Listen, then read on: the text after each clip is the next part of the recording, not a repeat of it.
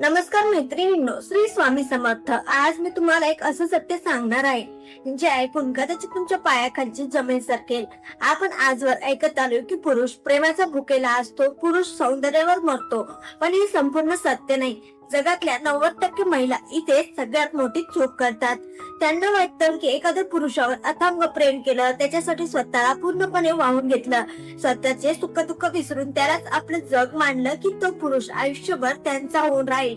पण प्रत्यक्षात घडतं भलतंच. काही दिवस खूप छान जातात, तो तुमच्या मागे मागे करतो आणि अचानक एक दिवस असा येतो जेव्हा त्याचा रस कमी होऊ लागतो. तो तुमची फोन टाळायला लागतो, तुमच्या मेसेजेसना तासंतास उत्तर मिळत नाही आणि ज्या व्यक्तीला तुम्ही तुमचं सर्वस्व मानलं होतं तीच व्यक्ती तुम्हाला गृहीत धरू लागते. मग सुरू होतो एक असा खेळ ज्यामध्ये तुम्ही रोज आतून तुटत जाता, रडता, स्वतःला दोष देता आणि विचार करता की माझ्या प्रेमात अशी काय कमी होती. पण खरी गोष्ट काय आहे माहितीये? पुरुष कधीच केवळ प्रेमात किंवा सौंदर्यात हरत नाही. तो ज्या गोष्टीमुळे हरतो, ज्या गोष्टीमुळे तो एखाद्या स्त्रीचा आदर करायला मजबूर होतो, ती गोष्ट प्रेम किंवा बाह्य सौंदर्य नसून काहीतरी वेगळीच आहे. आज आपण याच गुपितांचा आणि मानवी मानसशास्त्राचा अगदी सखोल उलगडा करणार आहोत. हा व्हिडिओ तुमच्या आयुष्यातील नात्यांकडे पाहण्याचा दृष्टिकोन मुळापासून आणि पूर्णपणे बदलून टाकणार आहे.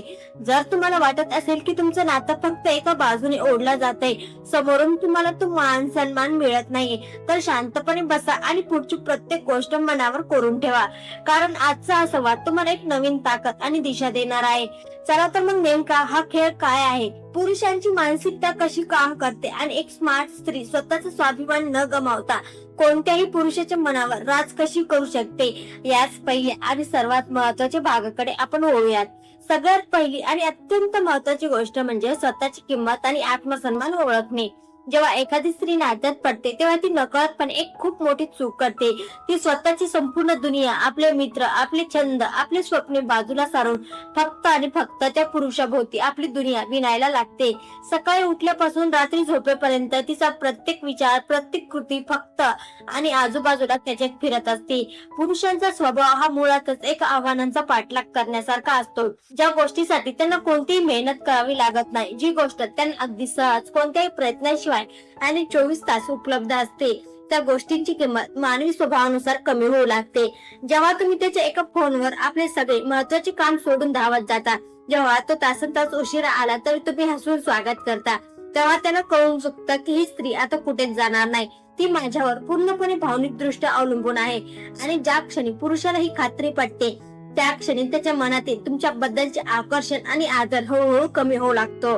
पुरुष नेहमी अशा स्त्रीची कदर करतो जी स्वतःची कदर करायला शिकलेली असते. जर तुम्ही स्वतःच्या वेळेची, स्वतःच्या भावनांची किंमत केली नाही तर समोरची व्यक्ती तुमची किंमत कशी करणार? त्यामुळे नात्यात प्रेम जरूर करा, पण प्रेमाच्या ओघात स्वतःला पूर्णपणे मिटवून टाकू नका. तुमचं स्वतःच एक स्वतंत्र आयुष्य असलं पाहिजे, जिथे तुमचे स्वप्न आणि तुमचा आत्मसन्मान सर्वात वर असेल. जोपर्यंत तुम्ही स्वतःला मौल्यवान मानत नाही तोपर्यंत जग तुम्हाला ती किंमत देणार नाही. हे त्रिकाल बाधित सत्य आहे. स्वतःची किंमत ओळखल्यानंतर येतो नात्यात असा एक टप्पा जिथे आपले शब्द नाही तर आपली शांतता जास्त प्रभावी ठरते. आता आपण या शांततेच्या ताकदीबद्दल आणि त्यामागील मानसशास्त्राबद्दल सविस्तर बोलूयात. अनेकदा नात्यात वाद होतात, मतभेद होतात किंवा समोरची व्यक्ती आपल्याला मुद्दाम दुर्लक्षित करायला लागते. अशा वेळी बहुतेक महिला प्रचंड अस्वस्थ होतात. त्या वारंवार फोन करतात, मेसेज करून जाब विचारतात, रडतात, ओरडतात आणि स्वतःला सिद्ध करण्याचा आटोकाट प्रयत्न करतात. पण विज्ञानाचा आणि मानवी सायकोलॉजीचा एक नियम आहे, जितका तुम्ही एखाद्या गोष्टी जास्त धावपळ करून पाठलाग कराल तितकी ती गोष्ट तुमच्यापासून दूर पळेल. जेव्हा तुम्ही एखाद्या पुरुषांसमोर वारंवार रडता किंवा त्याच्याकडे प्रेमाची, वेळेची भीक मागता, तेव्हा तुम्ही नकळतपणे त्या नात्याची संपूर्ण ताकद त्याच्या हातामध्ये सोडून देता. त्याला कळून चुकतं की तुम्हाला अस्वस्थ करणं किंवा तुमच्या भावनांशी खेळणं किती सोपं आहे. या उलट जी स्त्री अशा कठीण प्रसंगात स्वतःला मानसिक दृष्ट्या सावरून घेते, जी आपली बेचैनी जगाला किंवा त्या पुरुषाला दाखवत नाही, ती खरी स्मार्ट स्त्री असते.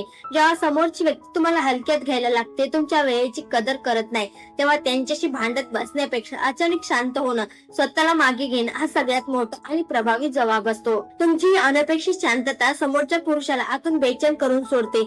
त्याला प्रश्न पडतो की कालपर्यंत माझ्या एका मेसेज साठी ताटकळणारी ही स्त्री आज इतकी शांत कशी, ती माझ्याशिवाय एवढी आनंदी कशी राहू शकते.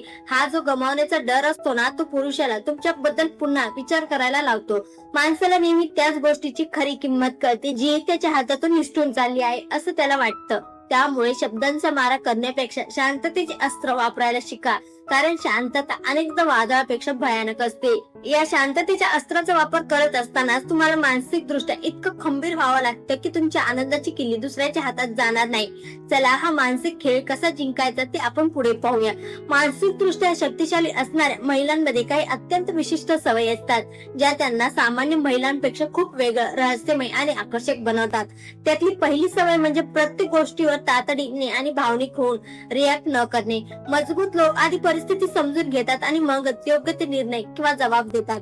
समजा नात्यात काहीतरी खटका उडाला, समोरचा माणूस रागात काहीतरी उलटसुलट बोलला, तर कमजोर व्यक्ती लगेच चिडते, ओरडते किंवा स्वतःलाच दोष देत रडायला लागते.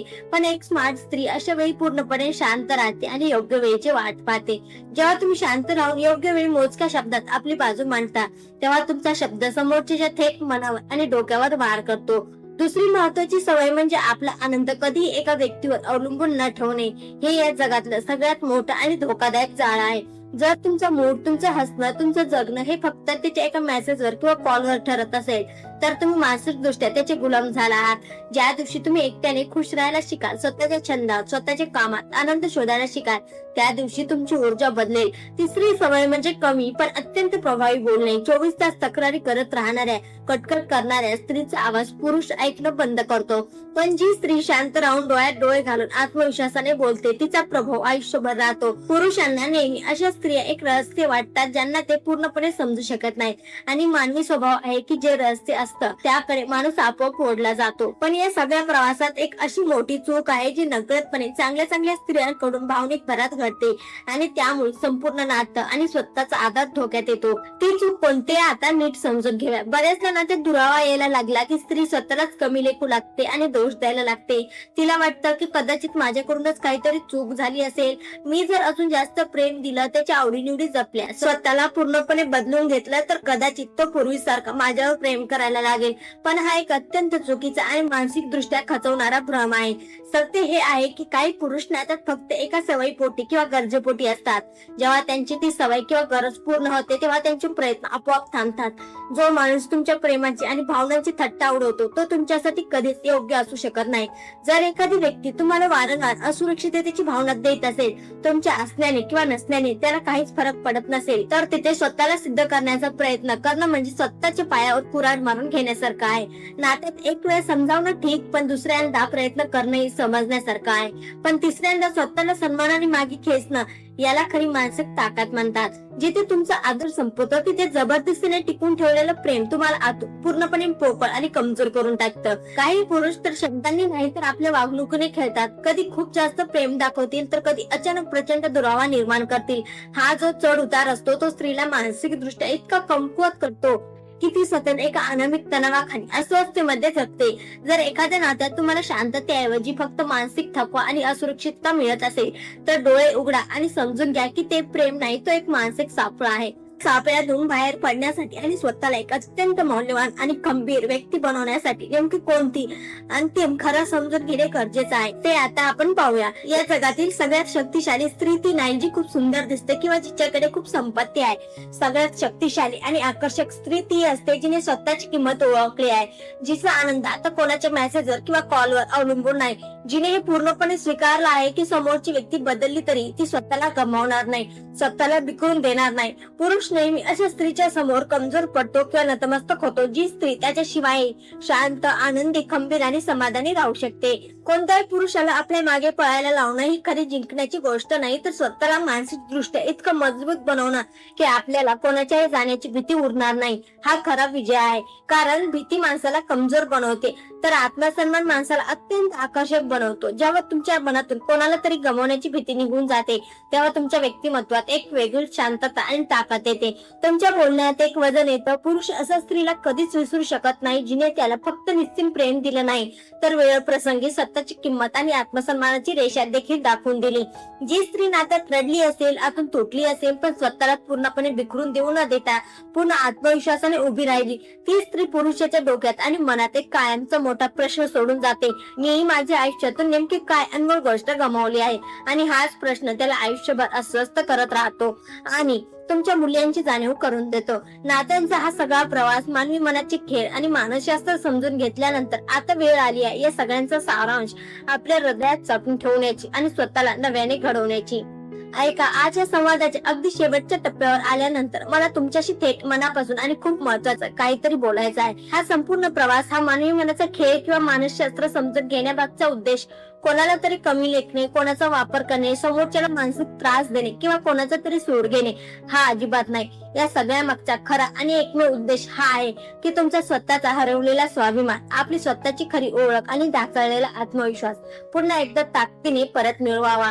आपल्या आयुष्यात कोणावर तरी जीवापाड प्रेम करणे, कोणाच्या तरी आठवणीत जगणे ही खूप सुंदर आणि गोड भावना आहे, यात काही शंका नाही. प्रेम माणसाला जगायला शिकवतं, पण विचार करा, ज्या प्रेमाच्या नावाखाली तुम्हाला स्वतःची ओळख पुसून टाकावी लागत असेल, स्वतःचे अस्तित्व संपवावं लागत असेल, तर ते प्रेम असूच शकत नाही. तो स्वतःवर केलेला सगळ्यात मोठा अन्याय आहे.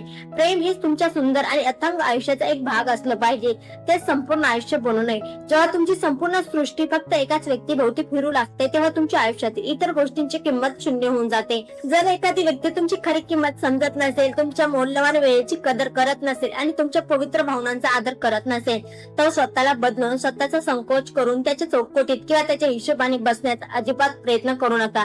आपण अनेकदा समोरच्याला खुश करण्यासाठी स्वतःचे छंद, स्वतःचे मित्र आणि स्वतःची स्वप्ने मारून टाकतो. पण लक्षात ठेवा, एखादा हिरा जर चुकून गल्ली बोळात किंवा कचऱ्यात पडला म्हणून त्याची मूळ किंमत कधीच कमी होत नाही. त्याची खरी पारख करण्यासाठी योग्य वेळीच लागतो. तुमची किंमत न समजणाऱ्या व्यक्तीसमोर स्वतःला सिद्ध करत बसण्यापेक्षा तिथून सन्मानाने बाजूला होणं कधीही उत्तम. स्वतःला मानसिक आणि भावनिक दृष्ट्या इतकं खंबीर, यशस्वी आणि मौल्यवान बनवा की तुमची केवळ उपस्थिती समोरच्या व्यक्तीला एक मानसिक शांतता देईल आणि तुमची अचानक झालेली शांतता समोरच्याला विचार करायला भाग पाडेल की आपण नेमकं काय गमावलं आहे. कोणाच्या तरी मागे वेड्यासारखं धावून वारंवार मेसेज आणि कॉल्स करून स्वतःला स्वस्थ, हताश आणि लाचार करण्यापेक्षा आपली संपूर्ण ऊर्जा स्वतःच्या ध्येयावर लावा. स्वतःच्या करिअरवर, स्वतःच्या आरोग्यावर आणि स्वतःच्या प्रगतीवर काम करा. स्वतः इतकं यशस्वी, स्वतंत्र आणि कणकर बनवा की लोकांनी तुमच्या आयुष्यात येण्यासाठी स्वतःला भाग्यवान समजलं पाहिजे आणि तुम्हाला गमवायला ते घाबरले पाहिजेत. या जगात सगळ्यात आधी स्वतःवर विश्वास ठेवायला शिका. स्वतःवर मनापासून निश्चित प्रेम करा, कारण एक साधा नियम आहे, जो माणूस स्वतः आदर करतो, स्वतःच्या मर्यादा ओळखतो, त्याचा आदर हे संपूर्ण जग करतं. तुम्ही स्वतःला जशी वागणूक द्या तशीच वागणूक जग तुम्हाला देईल. जर तुम्ही स्वतःला गृहीत धरू दिलात तर जगही तुम्हाला गृहीतच धरेल. ज्या दिवशी तुम्ही या भावनिक गुलामगिरीतून, या मानसिक सापळ्यातून स्वतःला पूर्णपणे मुक्त कराल आणि स्वतःच्या पायावर आत्मविश्वासाने खंबीरपणे उभे राहाल, त्या दिवशी या जगातील कोणतीही ताकद, कोणतीही व्यक्ती तुमच्या मन शांतीशी आणि तुमच्या भावनांशी खेळू शकणार नाही. तुमचं मन इतकं मजबूत असू द्या की कोणाच्या येण्याने किंवा जाण्याने तुमच्या आयुष्याचं वादळ होणार नाही. हा स्वतःला दिलेला एक ठाम शब्द असू द्या. स्वतःची किंमत ओळखा, स्वाभिमानाने जगा आणि स्वतःला एक उत्तम व्यक्ती म्हणून घडवत राहा. धन्यवाद. श्री स्वामी समर्थ.